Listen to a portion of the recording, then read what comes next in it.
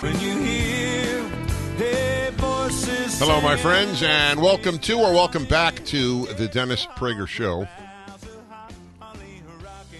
Always hard to interrupt this great music, but I have a very important guest on with an important mission. I have been reading to you what is happening in places governed by the left, like the universities, like schools, generally, and cities, for that matter, or states that are governed by the left with regard to what should be an unbelievably easy thing to solve.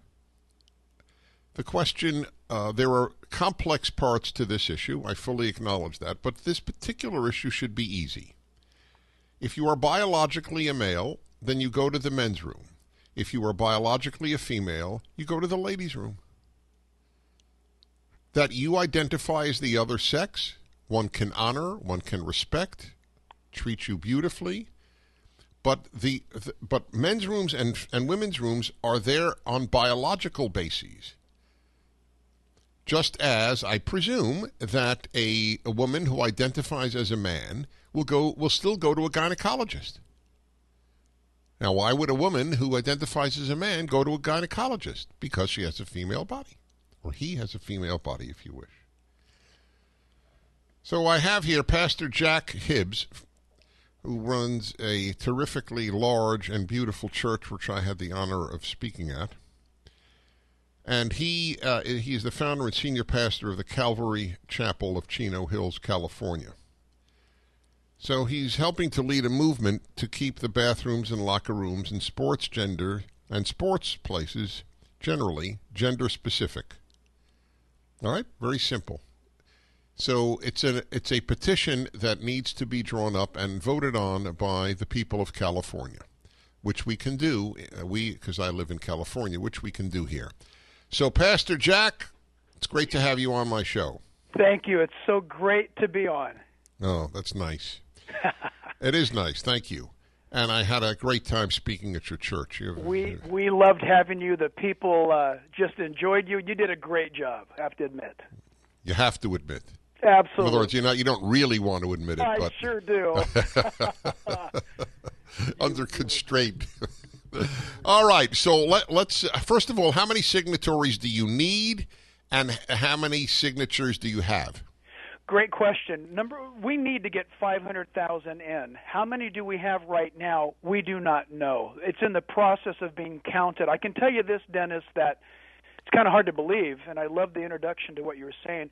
You would think everybody would be on the bandwagon and everybody would know about this, but as it is right now, we are not seeing the influx of petitions returned that we had anticipated. So that's one of the great reasons why I'm so indebted to you and your program to get the word out at a critical time like this, because we're coming right down to the wire.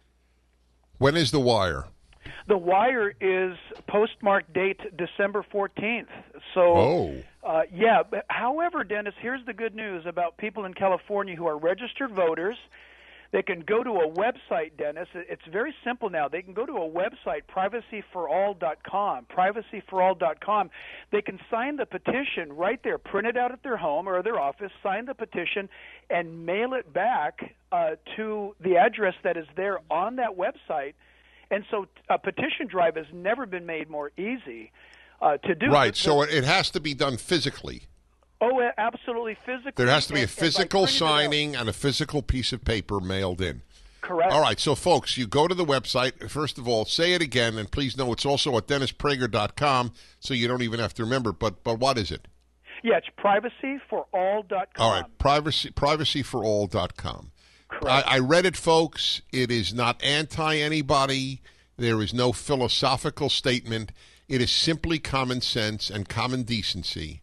That if you have the body of a male, you go to the male's room. Male room, men's room. Nobody's telling you that you can't identify as a female. Nobody is bothering you. That's right. But it is not right to the 20 girls on the high school girls team that a guy with a naked man is in their locker room and forced there by law because he personally identifies as a female. That's all. The girls in this case have a right too. Same with the sports teams. If a guy feels that he is a woman And I don't deny that happens. And then he's allowed to join the girls' team. Then they have an intrinsic advantage in strength and in height. So please go to my website, print out that petition, and send it in. And I'll continue with the pastor in a moment. Hi, everybody. This is really of national concern, but the specific here is California. And all your states should be doing this if you had laws passed that insist, like Connecticut, for example, that simply insist that a biological male must be allowed to use the girls' locker room or the girls' room, including when completely naked, and because he identifies as a female. So the girls who look at him and identify a male body, obviously their privacy has been violated in the most obvious way possible, and it doesn't hurt anybody to have him undress in either. Often they have given him a private bathroom, like a principal's room, or in the men's room, because he looks male. And then he resumes the rest of his life in a female manner as he wishes. And that your petition does not in any way negate that. Is that correct? That's exactly correct. And, you raised something that, Dennis, I hesitate to even bring it up, but yet this is the reality. This is the direction that California and the whole nation may go. And it's this. I have spoken to parishioners here at church. I have spoken to law enforcement and parents who have already told us, because, Dennis, remember, this is law here in California now. Governor Brown, his legislator, and Brown signed it into law, that it's not gender reality that determines the bathroom, as you've been correctly saying. It's gender identity left up to the individual to self-determine from K to 12, in fact, into any state facility, state bathroom, state showers, a university, if it's state-owned. Here's the thing. I've had parents tell me, law enforcement tell me, that they've had to deal with actual situations where their daughters are terrified now. They don't even use the showers because for fear of a boy walking in. I've been spoken to where a law enforcement officer was called in to a particular county because a boy, 14-year-old, went into the girl's shower. He's self-determined. He's not responsible to say, that his decision is made to anybody, no counselor, no parents, no teacher. He walked in, and what happened, Dennis, is that his male biology took over. I don't want to get any more graphic than that. Right. And the kids, the girls ran out. So somebody said, send somebody in there to get him. So they went to send in a female coach. She said, I'm not going to go in there. The boy is aroused. So then they said, well, let's send in the male coach. He said, I'm not going in there. It's the girl's shower. What happened was an officer from that county went to that city and brought the boy out after that condition was mitigated. I'm surprised the city is not being sued by the Civil Rights Department and the Department of Justice. Exactly that. So, ladies and gentlemen, what we're talking about is absolutely the offending of 99.5% of our children in the public school setting. That's right. For the benefit of one. That's correct.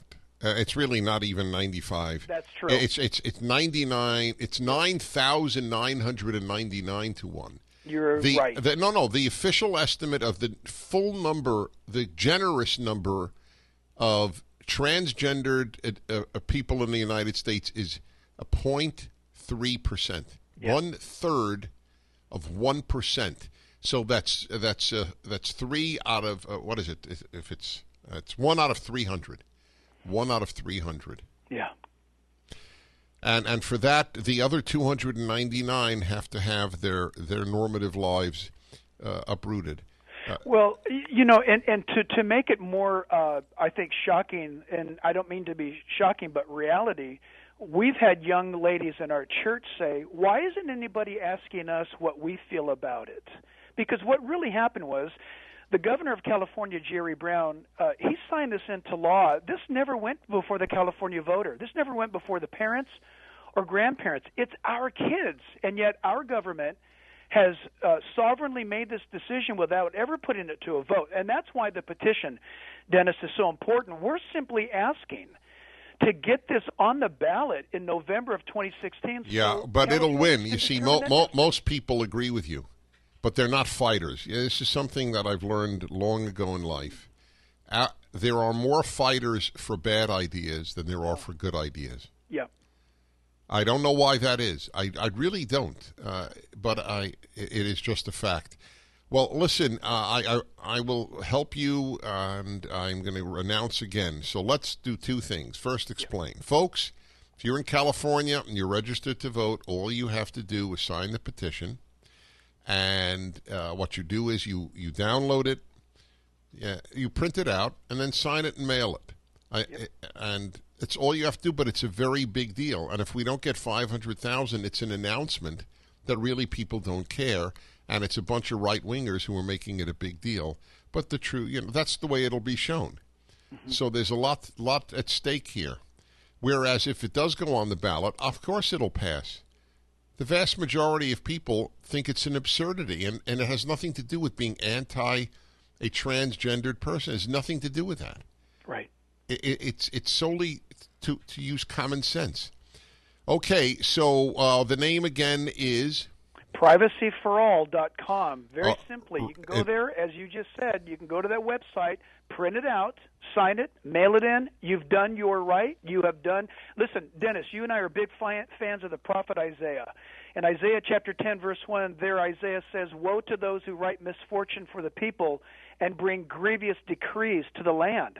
So, we can counter the lunacy that's happening. Sounds pretty contemporary, doesn't it? Yeah, we absolutely. We can stand for what's right. You don't have to be a Christian or a Jew. No, right, exactly. Common sense, folks. Exactly. That's it. Stand for what's right. Yes, if you're a true liberal, you'll sign it. Oh, you have to be a radical leftist not to sign it. That's right. Not a liberal. Liberals should be signing this. Pastor Jack Hibbs, you are one good soul, sir. Well, Dennis, I appreciate you. Thank you again for allowing us to put out the clarion call on this. Okay, you're welcome. And, folks, if you don't remember the name of the website, just go to my website, and we have it up there. Right now is a perfect time to do it if you live in California. If just my listeners do it, it'll put it over the top.